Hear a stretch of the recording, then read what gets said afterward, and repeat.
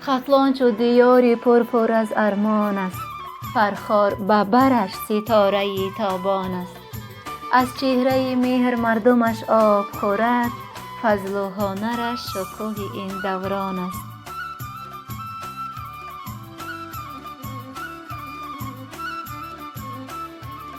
فرخار کهن و نکوی نامش کهن است، خاری رهی او برای من یاسامن است.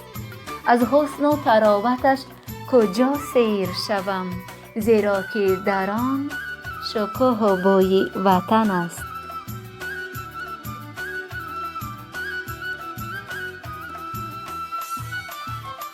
گر فخر کنم فخر به فرخار کنم، خاکش بدو دیده طوطیوار کنم.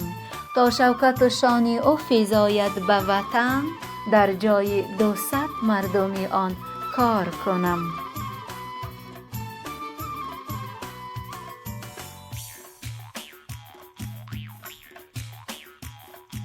فرخار عجب اوج و برار دارد، گلهای طرب بر سر یار دارد. هر کس که در این دیار یار دارد، در باغ دلش تازه بهار دارد.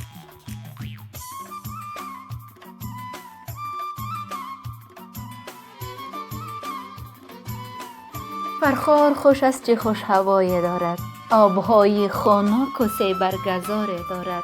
هر کس که ز فرخار یار دارد، ای راستی که عمر دراز دارد.